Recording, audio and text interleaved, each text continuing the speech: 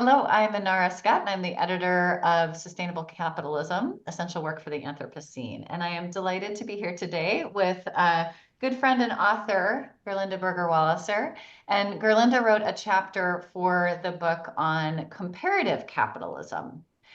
Gerlinde, why don't you introduce yourself and then just talk a little bit about your chapter? Sure. Thank you for having me, Nara.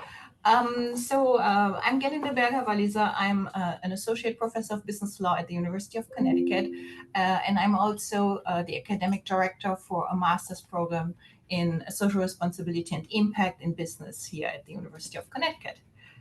Um, so, uh, A little about your chapter. What can you tell us? Just give us a really broad overview. why did I, what is the chapter about? Why did I write it? And actually, there's a little bit of a funny story behind it. I don't know, Inara, if you remember that, but when you first invited me to the project, I almost turned you down because you asked me to write the chapter on American capitalism, and I did not feel qualified to write that because I am primarily a legal scholar in international business law. But then we started talking, and you explained to me that you didn't have in mind for me to write a treatise on American capitalism, but rather to compare the American system with the European system. And that I happily accepted. And actually, I thought it was a very intriguing question. And one of the most fun projects I actually have worked on in the most recent years.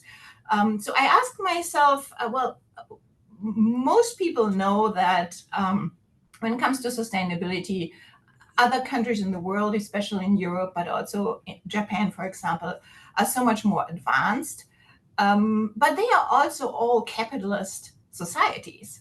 So my question that I want to answer in this book chapter is actually, why is that?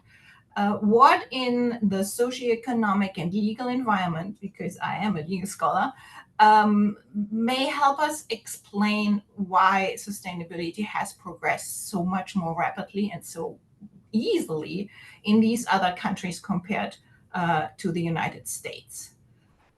So that's basically what my chapters is about. And so taking a deeper dive into that subject, I made some interesting discoveries. And I discovered that actually there is a literature in the economic research that addresses comparative capitalism.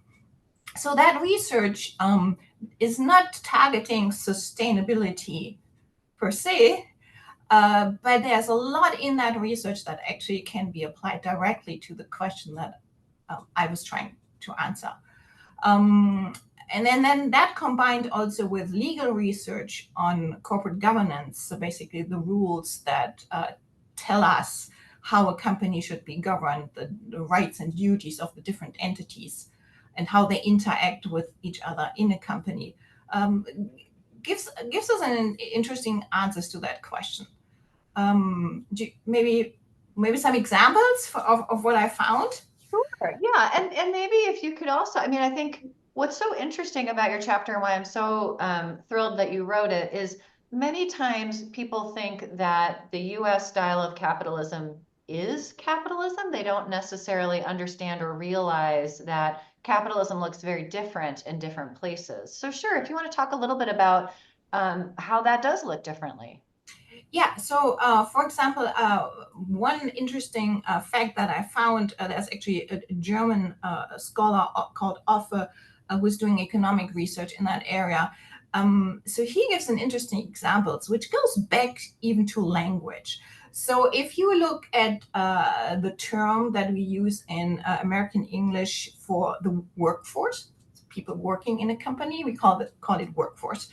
If you look at Germany, for example, the word is Belegschaft. And so the shaft at the end of this word means something close to hood, like brotherhood, neighborhood. So it translates like a sense of belonging to a certain community. And if you look at sustainability, I think that is also an element in sustainability, because we are trying to preserve the earth for future generations. We are looking out for others. So I thought that was a very interesting observation in little things like even language, which relates to cultures, to fundamental norms and beliefs in a culture. There is a significant difference. If we look at the legal rules, and that connects to other chapters in the book, corporate law in the United States has what we call a fiduciary duty for corporate directors to act in the interest of shareholders. That is a highly debated subject, and is a chapter in the book that is dedicated to this question. But if you compare this rule, fiduciary duty, for example, to German corporate law, in German corporate law, the corporate directors do not have any duty to the shareholders. Their duty is to the company. And it actually was put in place to protect the company from self-interested shareholders. That is a totally different approach and goes kind of in the same direction. It rhymes better with sustainability's long-term orientation. And so in my chapter, I point to various examples, some more from the legal side, some more from the cultural side, economic side, that illustrate these differences with regard to the main traits of sustainability. Well, that's fantastic. And I can't imagine a better way for our readers to get a sense of the options that are available than to see them actually laid out in the form of these variety of different countries.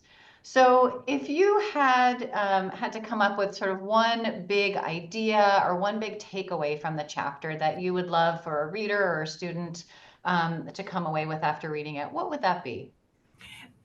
I think after reading my chapter, what students hopefully will understand that in order to achieve a more sustainable business, a more sustainable capitalistic society, incremental changes are not enough. I think the chapter illustrates that some of these prerequisites go very deep into the values of a society, the fundamental legal rules that have shaped our economies. So I think to really make progress in terms of sustainable transition, we do need much deeper changes. And I hope that realizing that through these examples in my chapter is a first step for students to understand this. So the chapter shows how deep these differences run in different capitalist societies. So just recognizing that is, in my opinion, the first step to actually take action and to change things. Wonderful. Well, thank you so much for your time today. Really appreciate it. Thank you. A good afternoon.